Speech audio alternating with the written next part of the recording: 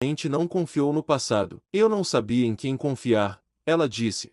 Mas confio em você mais do que em qualquer outro. O guerreiro havia agora alcançado o portão com uma lagoa. Joguei Janai em suas costas e saltei montado na grande ave atrás dela. Então partimos. Direcionei o voo da ave para o lado leste da ilha, para fazê-los pensar que eu estava levando Janai para Imed, mas quando cruzamos algumas colinas baixas e eles ficaram fora da minha visão, voltei contornando o lado sul da ilha e me dirigi para a funda. Quando começamos a voar para fora da ilha, a grande ave se tornou quase ingovernável, tentando retornar para seus companheiros. Eu tive que lutar constantemente para mantê-la na direção para a qual eu queria viajar. Esses esforços, somados ao seu longo voo, a caçaram rapidamente, de modo que eventualmente ela desistiu e batia as asas lentamente e tristemente ao longo da rota que eu havia escolhido. Então, pela primeira vez, Janai e eu pudemos conversar. Como aconteceu de você estar no portão quando eu cheguei? Ela perguntou. Como é que você é o mensageiro que a Imed escolheu para me trazer até ele? A Imed não sabe de nada sobre isso. Respondi. É uma pequena ficção minha, que inventei para enganar o capitão do portão e o comandante do grupo que o recapturou. Mas como você sabia que eu havia sido recapturado e que seria devolvido a Morbus hoje? Tudo isso é muito confuso e desconcertante. Não consigo entender. Você não ouviu que um Malagor foi roubado do seu acampamento na noite passada? Eu perguntei. Toa-Durbar. Ela exclamou. Foi você. O que você estava fazendo lá? Saí à sua procura e estava perto da ilha quando seu grupo desembarcou. Entendo.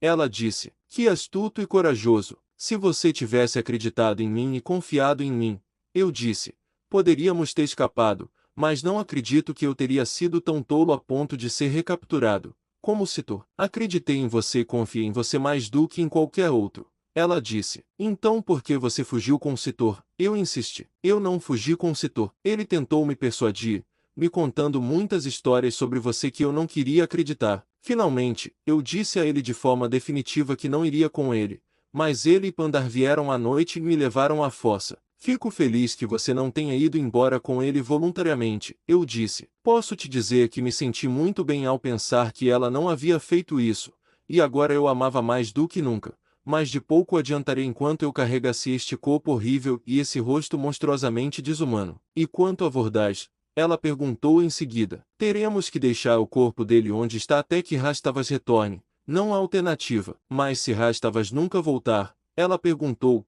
sua voz tremendo. Então Vordaz ficará onde está por toda a eternidade.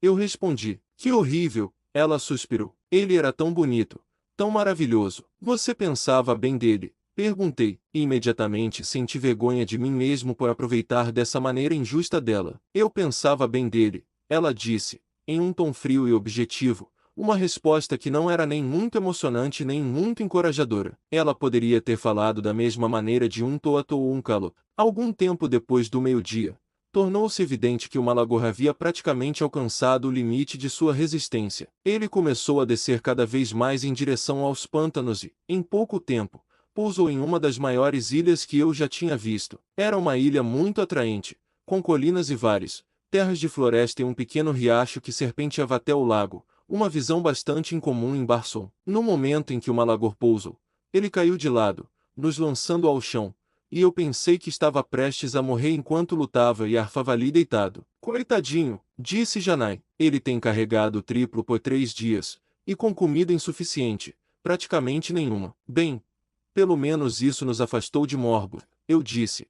E se ele se recuperar, vai nos levar até Elium. Por que até Elium? Ela perguntou. Porque é o único país onde tenho certeza de que você encontrará asilo seguro. E por que eu encontraria segurança lá? Ela exigiu. Porque você é amiga de Vordaz, e John Carter, senhor da guerra de Barson, garantirá que qualquer amigo de Vordaz seja bem recebido e bem tratado. E você?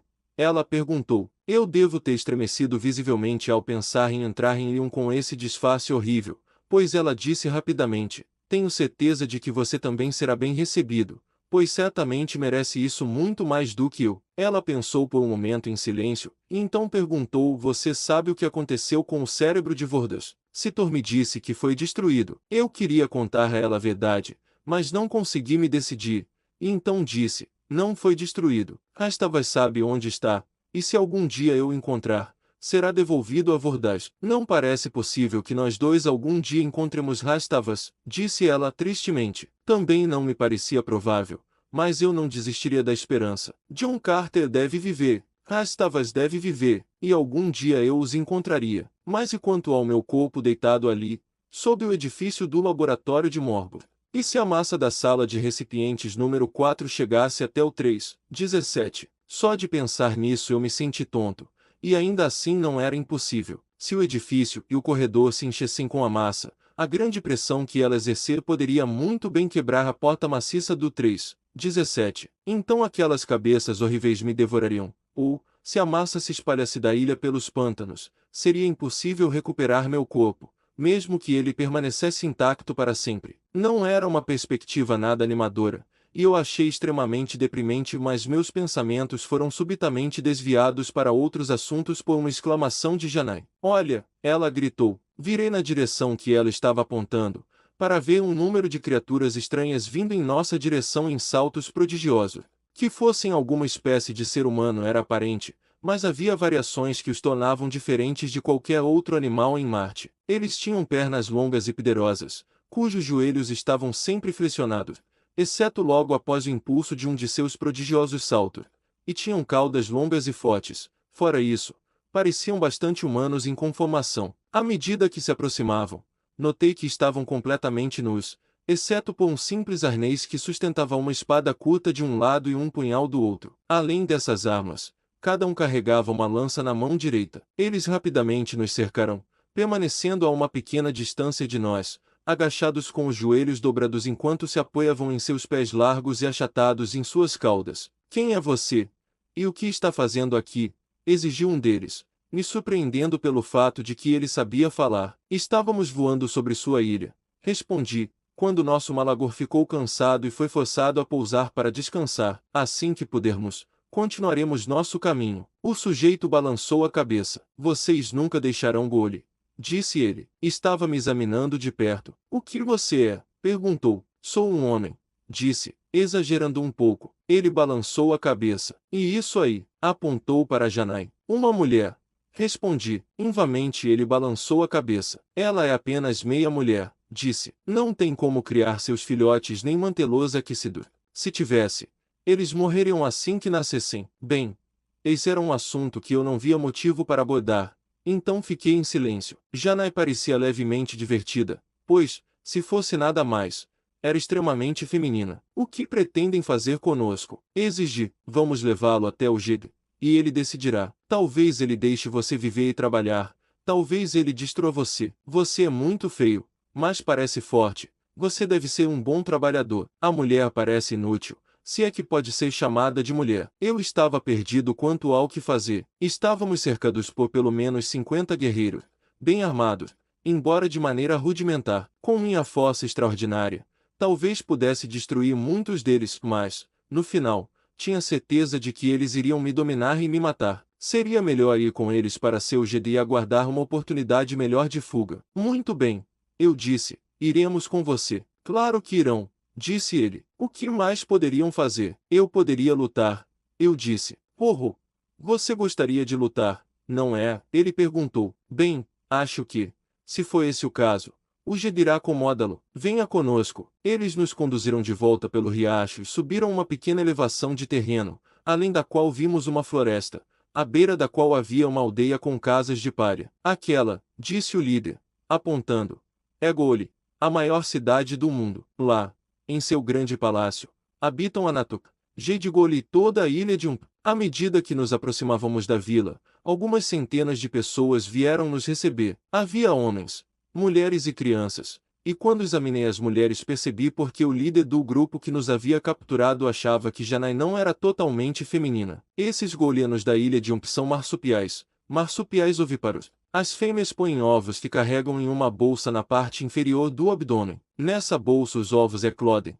e nela os filhotes vivem e se abrigam até que consigam se virar sozinhos. Era bastante divertido ver as cabecinhas saindo das bolsas de suas mães enquanto nos observavam com olhos curiosos. Até então, eu acreditava que existia apenas um marsupial em Barson, e um réptil, por isso, Parecia bastante notável ver essas pessoas aparentemente tão humanas carregando seus filhotes em bolsas abdominais. As criaturas que saíram da vila para nos encontrar foram bastante ásperas conosco, puxando-nos e arrastando-nos para cá e para lá enquanto tentavam nos examinar mais de perto. Eu me ergui acima de todos eles e eles estavam um pouco em reverência a mim, mas eles estavam maltratando Janai quando eu intervi, empurrando vários deles com tanta força que foram lançados ao chão. Quando 2 ou 3 deles sacaram suas espadas e vieram até mim, mas o grupo que nos havia capturado agora agia como uma guarda-costas e nos defendia do ataque. Depois disso, eles mantiveram a multidão à distância, e logo fomos conduzidos à vila e levados a uma cabana de palha muito maior que as outras. Suponho que este era o magnífico palácio de Anatok, e assim se provou ser.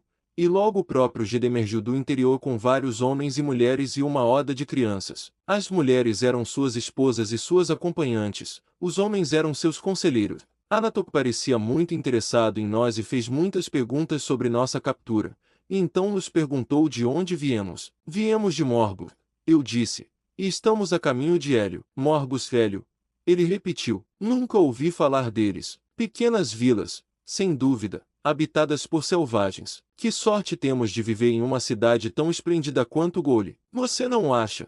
Ele perguntou. Acho que você seria muito mais feliz em Gole do que em Morgul, e muito mais à vontade aqui do que em Hélio. Respondi, com sinceridade. Nossos países, continuei, nunca lhe fizeram mal. Não estamos em guerra, portanto, você deveria nos deixar seguir nosso caminho em paz. Naquele momento ele riu. Que pessoas simples vêm de outras aldeias, exclamou. Vocês são meus escravos. Quando não me servirem mais, serão destruídos. Acham que nós queremos que estranhos saiam de para trazer inimigos aqui para destruir nossa magnífica cidade e roubar nossas vastas riquezas? Nosso povo nunca iria incomodá-los, disse eu. Nosso país é muito distante daqui. Se um de vocês viesse ao nosso país, seria tratado com gentileza. Nós só lutamos com nossos inimigos. Isso me lembra, disse o líder do grupo que nos havia capturado. Esse rapaz é realmente nosso inimigo pelas próprias palavras dele, pois disse que desejava lutar contra nós. O quê? Exclamou Anatok. Bem, se é assim, ele terá seu desejo. Não há nada de que gostemos mais do que uma boa luta. Com quais armas você gostaria de lutar? Lutarei com qualquer coisa que meu antagonista escolher. Respondi. 21. Duelo até a morte. Logo ficou claro que um combate pessoal era uma questão de considerável importância para os Golianos. O chefe e seus conselheiros tiveram uma longa discussão sobre a escolha de um antagonista para mim. As qualidades de vários guerreiros foram discutidas, e até mesmo seus antepassados, desde a quinta e sexta geração, foram avaliados e comparados. Podia ter sido uma questão de estado de grande importância, de tão sério que eles eram. A conferência foi frequentemente interrompida por sugestões e comentários de outros membros da tribo, mas, finalmente, escolheram um jovem robusto, que, impressionado com a importância agora atribuída a ele, iniciou um longo e prolixo discurso no qual enumerou suas muitas virtudes e as de seus antepassados, ao mesmo tempo em que me diminuía e se gabava do trabalho rápido que faria comigo. Ele finalmente concluiu sua arenga escolhendo espadas como as armas que deveríamos usar. E então Anatok me perguntou se eu tinha algo a dizer, pois parecia que essa discussão era parte da cerimônia que precedia o duelo. Eu só tenho uma pergunta a fazer. Respondi. E qual é? Exigiu Anatok. Qual será a minha recompensa se eu derrotar o seu guerreiro? Perguntei. Anatok pareceu momentaneamente confuso. Esse é um resultado que não tinha me ocorrido, disse ele. Mas, é claro, afinal, isso é irrelevante, já que você não vai vencer. Mas pode acontecer, insisti. E se acontecer, qual será a minha recompensa? Você concederá liberdade ao meu companheiro e a mim. Anatok riu. Certamente, disse ele. Posso prometer com segurança qualquer coisa que você pedir, pois, quando a luta acabar, você terá perdido, e estará morto. Muito bem, respondi, mas não se esqueça de sua promessa. Isso é tudo o que você tem a dizer, exigiu Anatok. Você não vai nos contar o quão bom você é, quantos homens matou e que lutador maravilhoso é, ou você não é bom de jeito nenhum. Isso é algo que apenas a espada pode decidir, respondi. Meu antagonista tem se gabado muito, e ele poderia continuar a se gabar indefinidamente sem derramar sangue ou me ferir de qualquer forma. Ele nem mesmo me assustou, pois já ouvi homens se gabarem antes, e aqueles que se gabavam mais alto geralmente tinham menos motivos para se gabar. É evidente, disse Anatok, que você não sabe nada sobre os guerreiros de Gole. Somos o povo mais corajoso do mundo e nossos guerreiros são os maiores espadachins. É por causa dessas qualidades que somos a nação mais poderosa do mundo, como se pode ver pelo fato de termos construído esta magnífica cidade e a protegido por gerações, e de termos conseguido, durante todo esse tempo, guardar nossos vastos tesouros. Olhei ao redor da pequena e humilde vila de cabanas de palha e me perguntei onde os enormes tesouros de Anatok poderiam estar escondidos e do que eles consistiam. Talvez fosse um vasto estoque de gemas raras e metais preciosos. Não vejo nenhuma evidência de grande riqueza ou de algum tesouro, disse eu. Talvez você esteja apenas se gabando novamente. Ao ouvir isso, Anatok enfureceu-se. Você ousa duvidar de mim, seu selvagem horrendo, ele gritou. O que você sabe sobre riqueza ou tesouro? Seus olhos provavelmente nunca repousarão sobre nada que se compare às riquezas de Gole. Mostre-lhe o tesouro antes que ele morra, gritou um guerreiro. Então ele entenderá por que temos que ser um povo tão corajoso e guerreiro para protegê-lo e mantê-lo. Não é uma má ideia, disse Anatok. Deixe que ele veja com seus próprios olhos que nós de Gole não nos gabamos de nossa riqueza, assim como ele aprenderá pela experiência que não nos vangloriamos de nossa coragem e habilidade com a espada. Venha, colega, você verá os tesouros. Ele abriu caminho para seu palácio, e eu o segui com uma dúzia de guerreiros pressionando ao meu redor. O interior da cabana de palha estava vazio, exceto por uma camada de grama e folhas mortas ao redor das paredes, que evidentemente serviam de cama, algumas armas, alguns utensílios de cozinha rudimentares e um grande baú que ficava exatamente no centro do edifício. Até esse baú, Anato me conduziu, e com um grandioso gesto, levantou a tampa e me mostrou o conteúdo como se dissesse: agora não há mais nada no mundo para você ver. Você viu tudo. Aqui, disse ele, estão as riquezas de Gole. O baú estava a cerca de 3/4 cheio de conchas marinhas. Anatok e os outros me observavam atentamente para notar minha reação. Onde está o tesouro?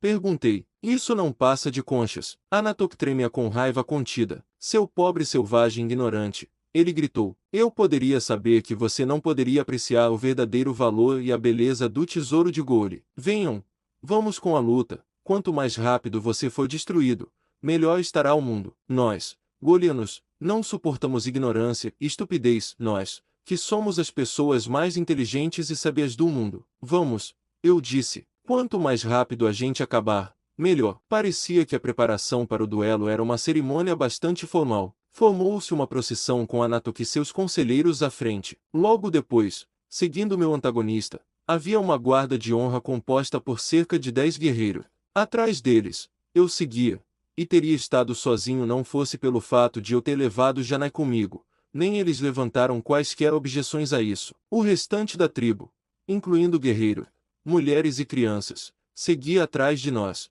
Foi uma procissão notável por ser toda procissão e sem público. Marchamos ao redor do palácio uma vez e depois descemos a rua principal e saímos da aldeia. Os aldeões formaram um círculo, no centro do qual estávamos eu, meu antagonista e sua guarda de honra. Ao ouvir uma palavra de Anatok, saquei minha espada. Meu antagonista e os 10 guerreiros com ele também o fizeram. Então avançamos um contra o outro. Virei-me para Anatok. O que aqueles outros guerreiros estão fazendo aí? Perguntei. Eles são assistentes do Uzuki. Respondeu ele. Eu tenho que lutar contra todos eles. Exige. Oh, não.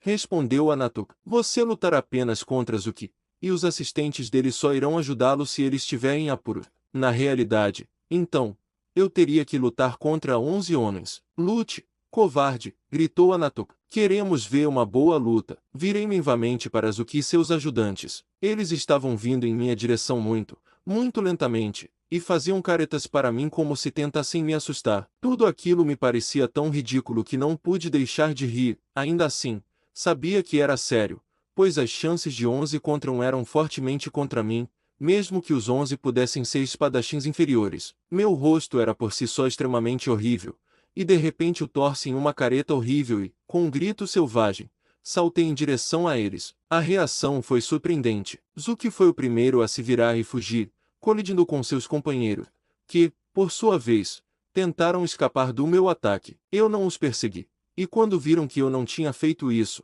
eles pararam e me enfrentaram vivamente. Isso é um exemplo da tão exaltada coragem dos Goles? Perguntei a Anatok. Você acabou de presenciar uma bela demonstração de estratégia, respondeu Anatoka. Mas você é muito ignorante para apreciá-la. Mais uma vez eles vieram em minha direção, mas ainda muito lentamente, e desta vez eles soltaram uma espécie de grito de guerra enquanto faziam suas caretas. Eu estava prestes a atacá-los novamente quando uma mulher gritou e apontou para o vale, com os outros.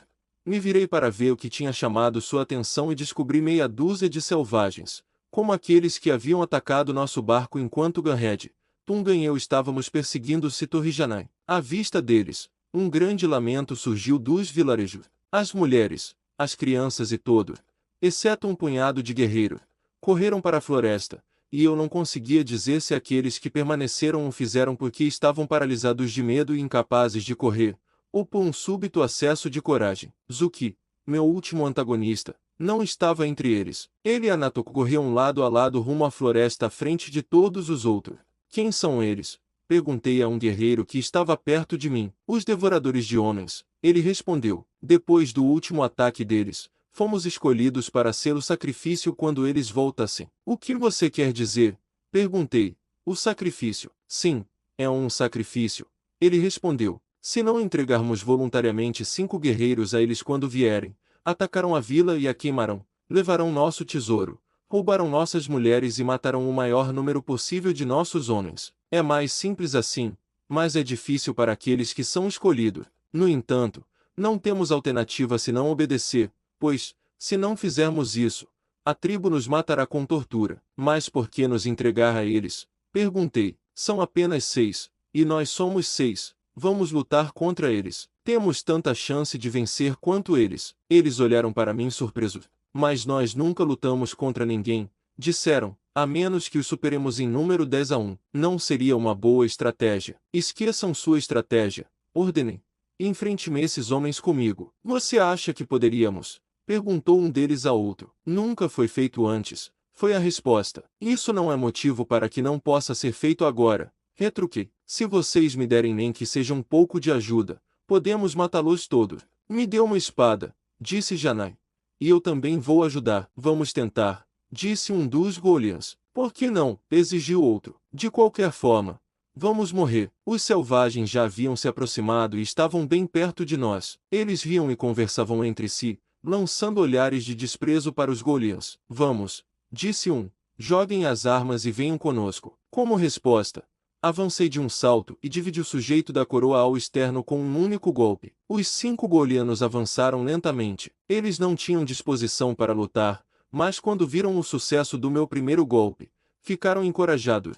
E na mesma medida, os selvagens ficaram surpresos. Eu não parei com um apenas, mas continuei em direção ao restante dos selvagens. Agora encontrei um pouco de resistência, mas meu grande alcance e minha força enorme me deram uma vantagem que eles não puderam superar, com o resultado de que 3 deles caíram logo e os outros 3 fugiram o mais rápido que puderam. Ao avistar o inimigo em retirada, algo que provavelmente raramente tinham visto em suas vidas, os golianos se tornaram demônios de coragem e saíram em perseguição a eles. Eles poderiam facilmente tê-los alcançado, pois se moviam em grandes saltos que os levavam por cerca de 6 metros de cada vez, mas os deixaram escapar pela borda do platô, e então voltaram saltando, com o peito estufado e a expressão exalando autossatisfação e egoísmo. Evidentemente, o encontro havia sido presenciado por aqueles que se escondiam na floresta, pois agora toda a tribo se aproximava dispersa em nossa direção. Anatoku parecia um pouco envergonhado, mas suas primeiras palavras desmentiam sua expressão. Vocês veem o valor de nossa estratégia, disse ele, aparentando fugir com medo.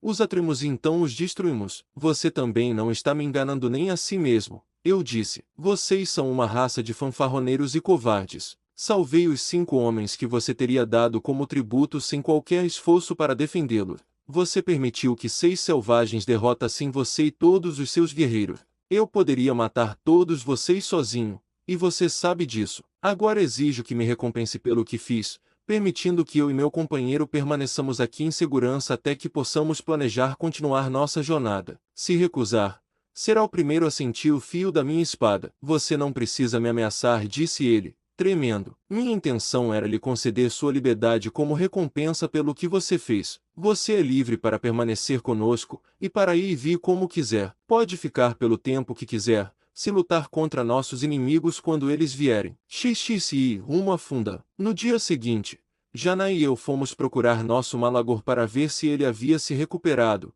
mas não conseguimos encontrar nenhum sinal dele. Então presumi que ele ou tivesse voado para longe ou sido capturado pelos selvagens, que, disse-me Anatok, vinham de outra ilha a certa distância de Gole. Imediatamente comecei a construir um barco, e nisso os Goleans me ajudaram um pouco, embora fossem extremamente preguiçosos e se cansassem facilmente. Sem dúvida, eram a raça mais inútil que já conheci, gastando praticamente todas as suas energias em vanglórias e pouca ou nenhuma em realização. Poucas horas após o encontro com os selvagens, eles já se vangloriavam de sua grande vitória e levavam todo o crédito para si, Anatok reivindicando a maior parte por sua estratégia maravilhosa, como ele a chamava. Existem muitas pessoas no mundo como os Golians, mas algumas nunca são descobertas. Fiquei bastante íntimo de Zuki nas semanas que se seguiram enquanto construíamos o barco. Achei-o relativamente inteligente e possuidor de um senso de humor rudimentar que os outros Golianos pareciam não ter de forma alguma. Um dia perguntei a ele por que eles consideravam as conchas um tesouro tão valioso. Anatok tem que ter o tesouro. Ele respondeu, para lhe dar uma sensação de superioridade, e era do mesmo jeito com os governantes que o precederam e, de fato, com todos nós. Faz com que nos sintamos tremendamente importantes ter um grande tesouro, mas, sendo um povo cauteloso, escolhemos um tesouro que ninguém mais quisesse, caso contrário, pessoas belicosas estariam constantemente vindo para nos roubar o tesouro. Às vezes acho isso um pouco bobo, mas não ousaria dizer isso a Anatok ou a qualquer outro. Durante toda a vida, eles ouviram falar do grande valor do vasto tesouro de Gole, e então passaram a acreditar nele, e não o questionam porque não querem questioná-lo. E eles sentem o mesmo em relação à sua tão falada coragem e à estratégia de Anatok. Eu perguntei, isso é diferente, respondeu Zuki. Essas coisas são reais, nós realmente somos o povo mais corajoso do mundo, e Anatok o maior estrategista. Bem, seu senso de humor havia ido além do limite ao questionar o tesouro. Não poderia suportar a pressão de duvidar do valor dos Goles ou da estratégia de Anatok. Talvez os Goles estivessem melhor como eram, pois seu egoísmo tolo lhes dava uma certa moral que teria estado completamente ausente se tivessem admitido a verdade. Janai trabalhou comigo na construção do barco, e por isso passávamos muito tempo juntos, mas eu sempre tive a sensação de que eu lhe causava repulsa. Ela nunca me tocava, se podia evitar, nem olhava frequentemente diretamente para o meu rosto, nem eu podia culpá-la por isso. Ainda assim, eu tinha certeza de que ela estava começando a gostar de mim como alguém gosta de um cachorro feio, mas fiel. Isso me fazia desejar que eu realmente fosse um cachorro, pois pelo menos então ela teria me acariciado, mas eu era muito mais feio até do que um Calo de Marte, de modo que eu sempre seria repulsivo para ela, não importando o quanto ela pudesse se sentir gentil comigo. Esses pensamentos me fizeram refletir sobre meu pobre corpo. Ele ainda estaria seguramente escondido na 3:17, ou a porta teria se arrombado e a horrível massa da sala do cavio número 4 o teria engolido e devorado. Eu o veria novamente algum dia, eu voltaria a possuí-lo algum dia, e aninhá-lo com este meu cérebro que existia exclusivamente por Janai, sem que ela jamais soubesse disso. Tudo parecia muito desesperador. E agora que havíamos perdido nosso Malagor, a viagem a Hélio parecia pouco menos do que uma impossibilidade de realização. Finalmente, o barco foi concluído, e os Golianos me ajudaram a levá-lo até o lago. Eles o abasteceram com provisões para mim, e nos deram lanças extras e uma espada e uma adaga para Janai. Eles se gabavam da construção do barco, dizendo-nos que era o melhor barco já construído e que ninguém além dos Golianos poderia tê-lo feito. Eles se orgulhavam das armas que nos deram e das provisões. Assim, os deixamos ainda se gabando, e partimos em nossa jornada perigosa rumo ao oeste, através dos grandes pântanos Tonoianos. Cativeis de Aur. Vastas extensões das grandes pântanos eram inabitáveis pelo homem, e por uma semana atravessamos desolados ermos onde nem mesmo os aborígenes selvagens poderiam viver, mas encontramos outras ameaças na forma de grandes répteis e insetos gigantes, alguns destes últimos de proporções enormes, com envergadura superior a 30 pés, equipados com mandíbulas poderosas e ferrões semelhantes a adagas, e às vezes com âmbur, como alguns deles possuíam. Um desses monstros poderia facilmente nos aniquilar, mas felizmente nunca fomos atacados.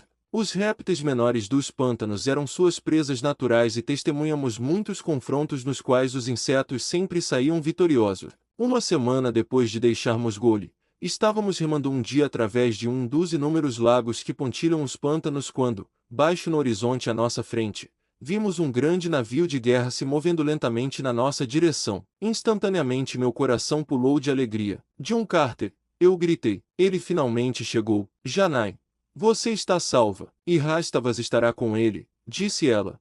E podemos voltar a Morgos e ressuscitar o corpo de Vordaz. Mais uma vez ele viverá, se moverá e amará. Eu disse, tomado pelo alívio e felicidade que essa antecipação gerava. Mas e se não for John Carter? Ela perguntou. Deve ser, Janai, pois que outro homem civilizado estaria navegando acima deste horroroso deserto. Paramos de remar e observamos a grande aeronave aproximar-se. Ela estava voando muito baixo, mal a 100 pés do chão e movendo-se bastante devagar. À medida que se aproximava, levantei-me na canoa e acenei para chamar a atenção, mesmo sabendo que eles não poderiam deixar de nos ver, pois estavam vindo diretamente em nossa direção. A nave não tinha nenhum emblema que proclamasse sua nacionalidade, mas isso não é incomum nas marinhas marcianas, onde uma embarcação solitária está entrando em território potencialmente inimigo. As linhas do navio também eram bastante desconhecidas para mim, ou seja, eu não conseguia identificar a embarcação. Evidentemente, era um dos navios de linha mais antigo, muitos dos quais ainda estavam em serviço nas fronteiras de Hélio. Eu não conseguia entender por que John Carter havia escolhido uma embarcação assim em vez de um dos tipos novos e rápidos, mas sabia que ele devia ter um motivo muito bom, que não era meu para questionar. À medida que o navio se aproximava, ele descia ainda mais, então soube que tínhamos sido observados. E finalmente ele parou logo acima de nós. Um cabo de içamento foi baixado para nós através de um portinho na quilha, e rapidamente o prendia ao corpo de Janai para que ela pudesse ser elevada confortavelmente até o navio. Enquanto eu estava ocupado com isso, outro cabo foi baixado para mim, e logo nós dois estávamos sendo içados em direção à embarcação. No instante em que fomos içados para o porão da embarcação, e eu tive a chance de observar os marinheiros que nos cercavam, percebi que não se tratava de um navio de Hélio, pois os homens usavam o uniforme de outro país. Janai se virou para mim com olhos assustados. Nem John Carter nem Rastavas estão neste navio, ela sussurrou. Não é um navio de Hélio, mas um dos navios de Jalred, príncipe de Aur. Eu estaria tão bem em Morgos quanto estarei agora, se eles descobrirem minha identidade. Você não deve deixar que eles saibam.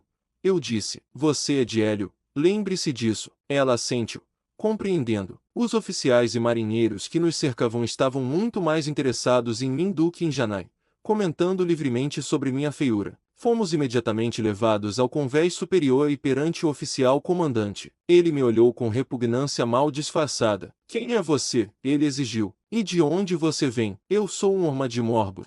Respondi.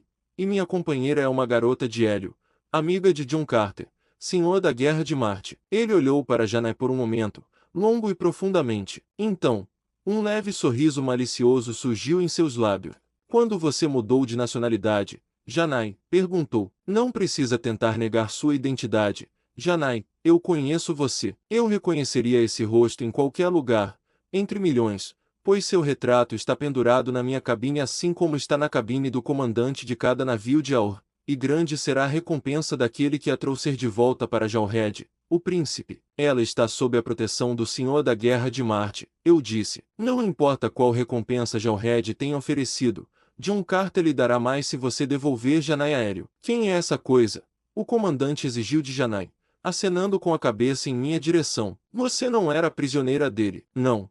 Ela respondeu. Ele é meu amigo. Arriscou a vida muitas vezes para me salvar, e estava tentando me levar para Hélio quando vocês nos capturaram. Por favor, não me leve de volta ao... Tenho certeza de que, se Todurbar disser que é verdade, John Carter vai lhe pagar bem se nos levar os dois para Hélio, e ser torturado até a morte por Jalred quando eu voltar para Or, exigiu o comandante. Não, senhor, você volta para Or, e eu provavelmente receberei uma recompensa extra quando entregar esse estranho a Jalred. Ele será uma adição valiosa à sua coleção, e divertirá e entreterá muitos cidadãos de Aur. Se você se comportar, Janai, será bem tratada por Jalred. Não seja tão boba como era antes. Afinal, não será tão ruim ser a princesa de Aur. Preferiria me unir com a Imed de Morbor, disse a garota.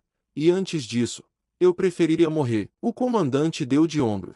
Isso é problema seu, disse ele. Você terá bastante tempo para pensar sobre isso antes de chegarmos a Aur, e aconselho que reflita bem e mude de ideia. Em seguida, ele deu instruções para que nos fossem atribuídos alojamentos e que fôssemos cuidadosamente vigiados, mas não confinados, caso nos comportássemos adequadamente. Enquanto éramos conduzidos para uma escada que levava abaixo, vi um homem correr de repente pelo convés e pular ao mar. Ele fez isso tão rapidamente que ninguém pôde impedi-lo, e embora o comandante tivesse testemunhado, nenhum esforço foi feito para salvá-lo, e o navio seguiu seu curso. Perguntei ao oficial que nos acompanhava quem era o homem e por que ele havia pulado ao mar. Cativeiros de Aur. Vastas extensões dos grandes pântanos eram inabitáveis pelo homem, e durante uma semana percorremos desertos sombrios onde nem mesmo os aborígenes selvagens podiam viver, mas nos deparamos com outras ameaças na forma de grandes répteis e insetos gigantes, alguns destes últimos com proporções enormes e uma envergadura de asas superior a 9 metros, equipados com mandíbulas poderosas e ferrões afiados como rapieras, e às vezes com ambos, como alguns deles possuíam. Um desses monstros poderia facilmente nos aniquilar, mas, felizmente, nunca fomos atacados. Os répteis menores dos pântanos eram sua presa natural, e testemunhamos muitos encontros nos quais os insetos sempre saíam vitoriosos. Uma semana depois de deixarmos Goli, estávamos remando um dia através de um dos inúmeros lagos que pontilham os pântanos quando, baixo no horizonte à nossa frente, vimos um grande navio de guerra se movendo lentamente na nossa direção. Instantaneamente meu coração pulou de alegria. John Carter,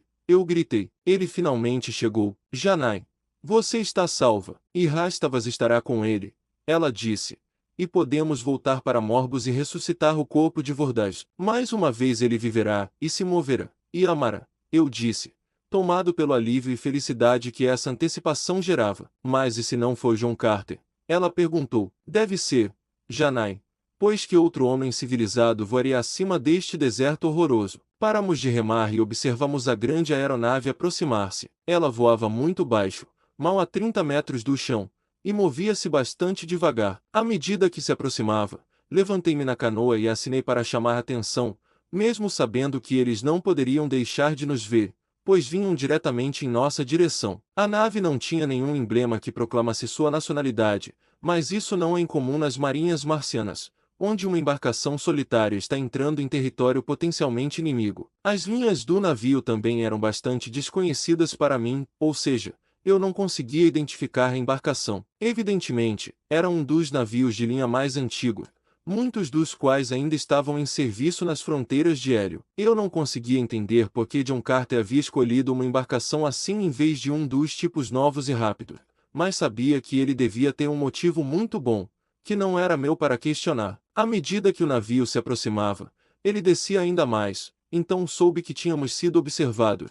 E finalmente ele parou logo acima de nós. Um cabo de içamento foi baixado para nós através de um portinho na quilha, e rapidamente o prendia ao corpo de Janai para que ela pudesse ser elevada ao navio confortavelmente. Enquanto eu estava ocupado com isso, outro cabo foi baixado para mim, e logo estávamos ambos sendo içados em direção à embarcação. No instante em que fomos içados para o porão do navio, e tive a chance de observar os marinheiros que nos cercavam, percebi que aquele não era um navio de Hélio, pois os homens vestiam um arnês de outro país. Janai se virou para mim com os olhos assustados. Nem John Carter nem Rastavas estão neste navio, ela sussurrou.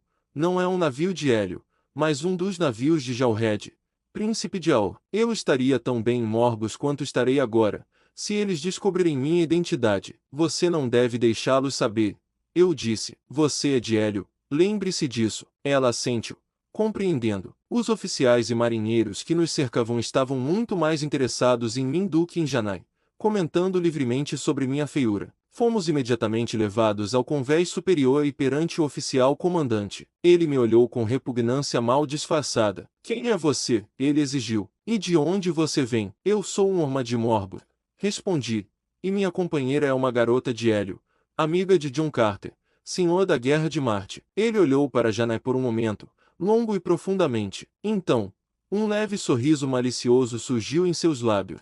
Quando você mudou de nacionalidade, Janai? Perguntou. Não precisa tentar negar sua identidade, Janai. Eu conheço você. Eu reconheceria esse rosto em qualquer lugar, entre milhões, pois seu retrato está pendurado na minha cabine assim como está na cabine do comandante de cada navio de Aur. e grande será a recompensa daquele que a trouxer de volta para Jalred, o príncipe. Ela está sob a proteção do Senhor da Guerra de Marte. Eu disse, não importa qual recompensa Jalred tenha oferecido, John Carter lhe dará mais se você devolver Janai aéreo. Quem é essa coisa? O comandante exigiu de Janai, acenando com a cabeça em minha direção. Você não era prisioneira dele. Não. Ela respondeu. Ele é meu amigo. Arriscou a vida muitas vezes para me salvar, e estava tentando me levar para Hélio quando vocês nos capturaram. Por favor, não me leve de volta ao... Tenho certeza de que, se Todurbar disser que é verdade, John Carter vai lhe pagar bem se nos levar os dois para Hélio, e ser torturado até a morte por Jalred quando eu voltar para Or, exigiu o comandante. Não, senhor, você volta para Or, e eu provavelmente receberei uma recompensa extra quando entregar esse estranho a Jalred. Ele será uma adição valiosa à sua coleção, e divertirá e entreterá bastante os cidadãos de Al. Se você se comportar, Janai, será bem tratado por Jalred. Não seja tão tolo como antes. Afinal, não será tão ruim assim ser a princesa de Al. Eu preferiria me unir com a Imed de Morbur, disse a garota. E antes disso, eu preferiria morrer. O comandante deu de ombro.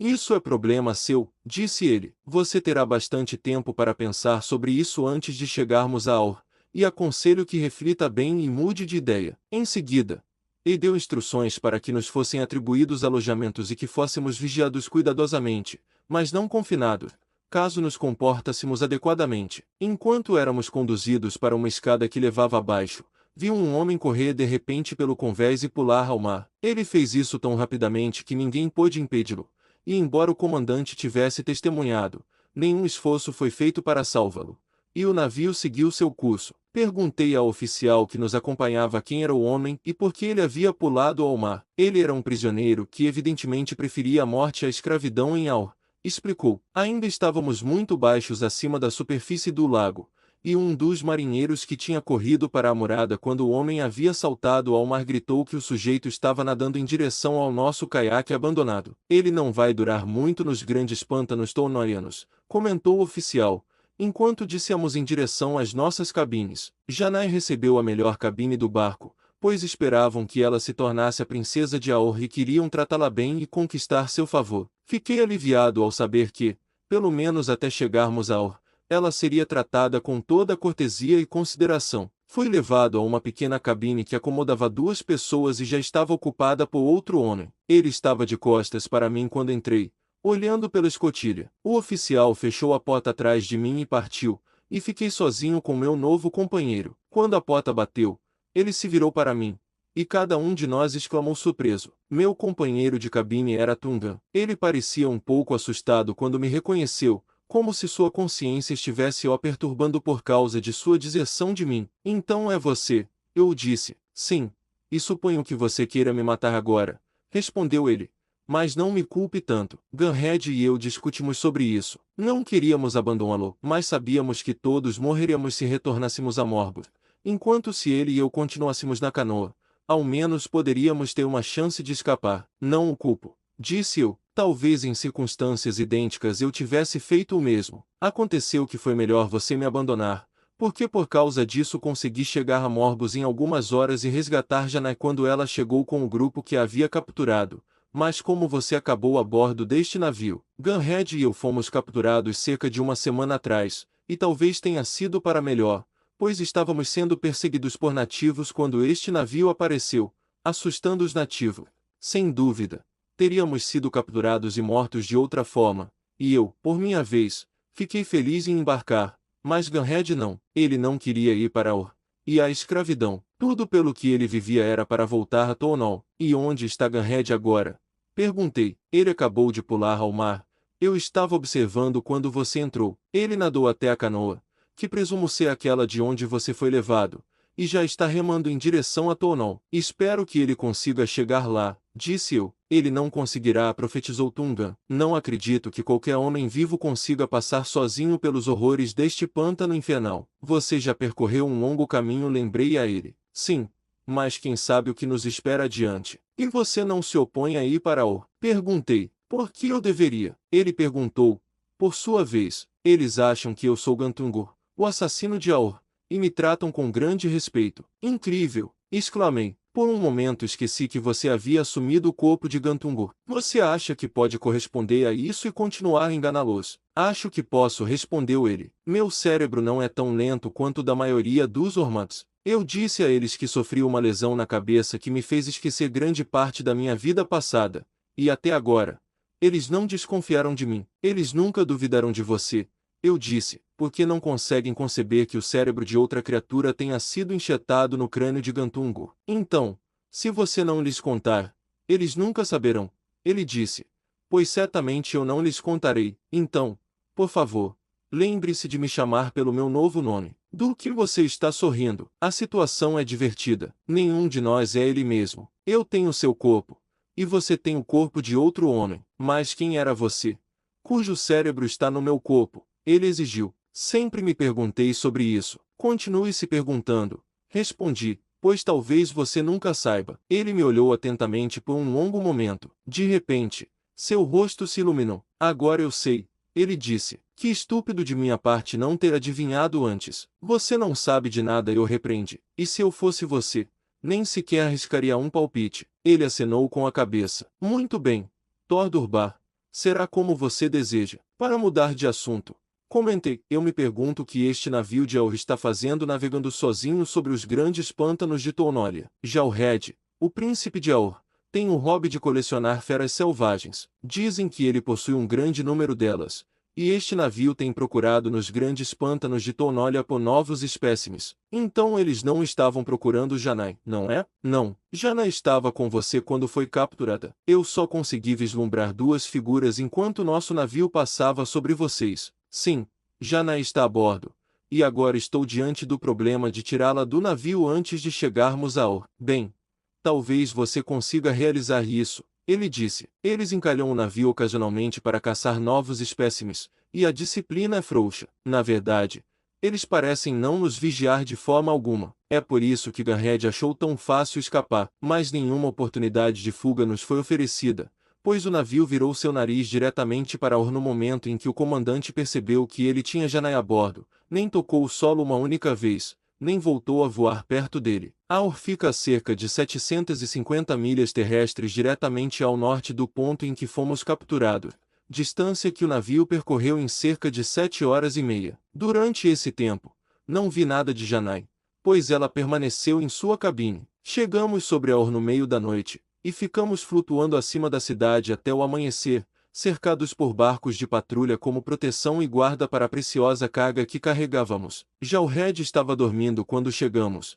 e ninguém ousou perturbá-lo. Eu podia perceber por pequenas coisas que ouvi de passagem que ele tinha uma reputação sinistra e que todos tinham muito medo dele. Cerca dos segundos uma embarcação real aproximou-se e levou Janai a bordo, e eu estava impotente para impedir, pois me tinham retirado da cabine de Gantungur quando chegamos acima da cidade, e me trancaram em outra no porão do navio. Fiquei tomado pela desânimo, pois senti que agora eu não apenas nunca recuperaria meu corpo, como também nunca mais veria Janai. Eu não me importava com o que acontecesse comigo e só rezava pela morte. Siv enjaulado. Depois que Janai foi retirada do navio, ela foi baixada até um cais de desembarque e presa firmemente, e pouco depois a porta da minha prisão foi aberta, e me deparei com um destacamento de guerreiros sob o comando de um oficial. Eles carregavam correntes pesadas e, com elas, acorrentaram minhas mãos. Eu não resisti, pois já não me importava. Então fui levado para o cais de desembarque, por elevador,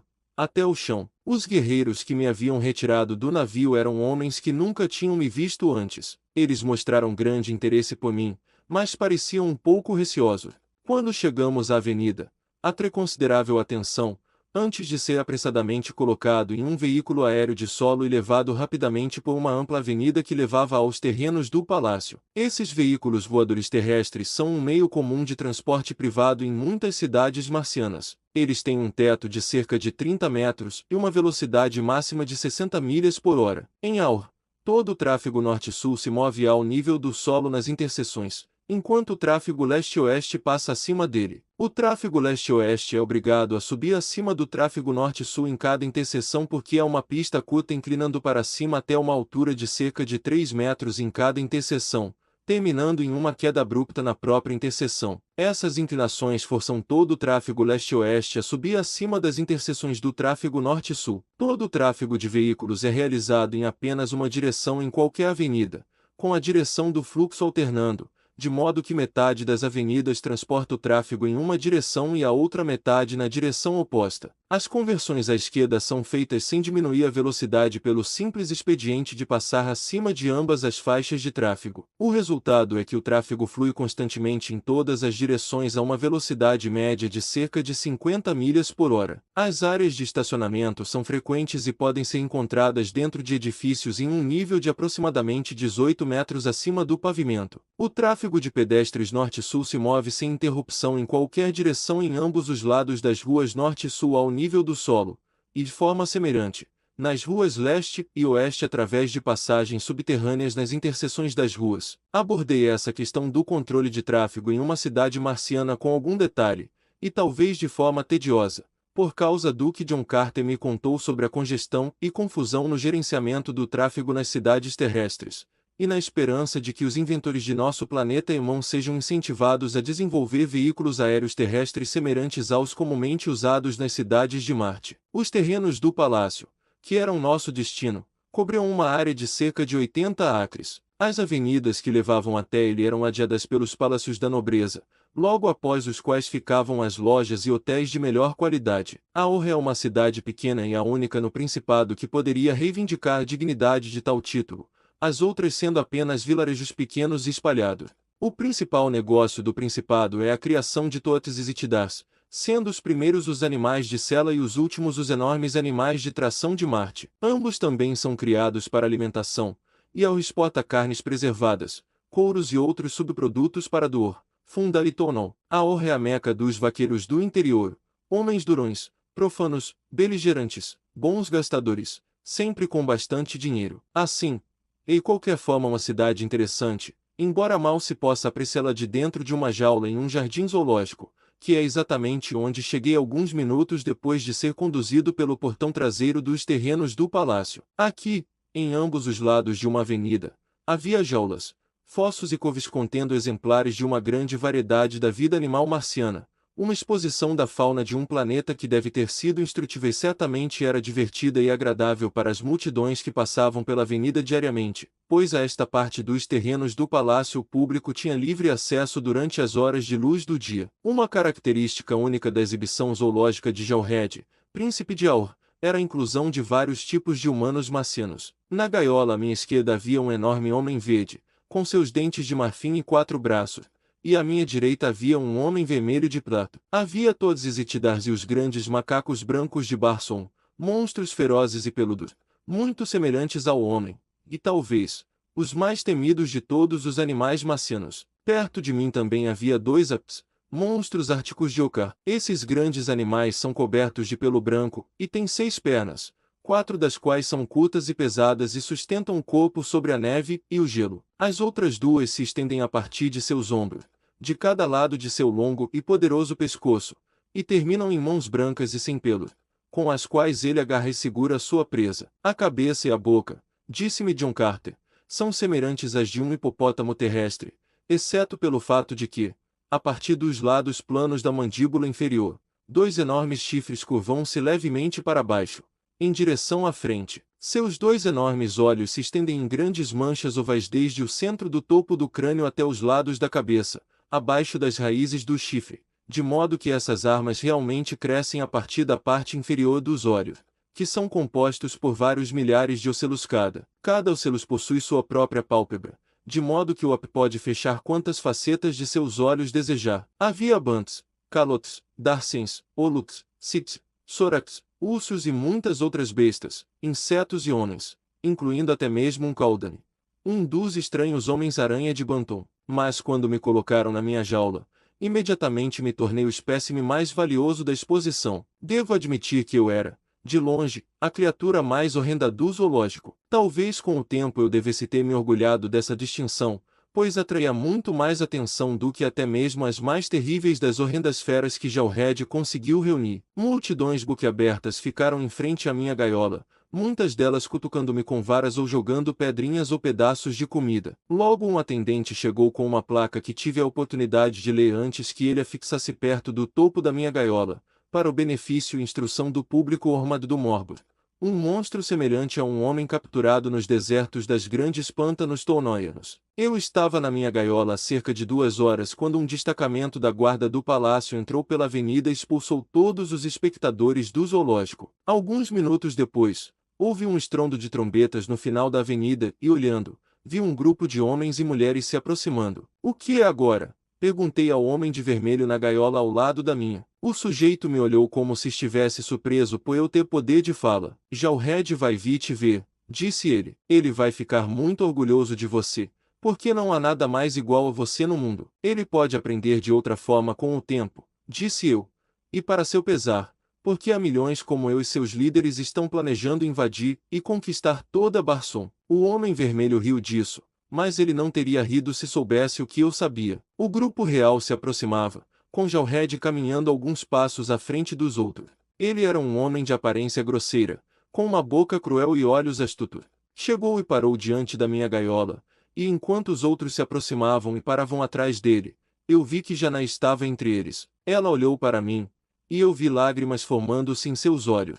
"Excelente", disse Jarlred, depois de me examinar minuciosamente por vários momentos. "Aposto que não há outro espécime como este em qualquer lugar do mundo." Ele se virou para seus companheiros. "O que vocês acham disso?" exigiu. "É maravilhoso", responderam todos praticamente em uníssono. Isto é, todos exceto Janai. Ela permaneceu em silêncio. Então Jarlred fixou seu olhar em Janai. "E o que você acha disso, meu amor?" perguntou. "Acho que muito dele", ela respondeu. "Todurbar é meu amigo, e acho uma cruel vergonha mantê-lo preso assim." "Então você gostaria de ter feras selvagens circulando pela cidade?" ele exigiu. "Todurbar não é uma fera selvagem. Ele é um amigo corajoso e leal. Por causa dele, eu já estaria morta há muito tempo.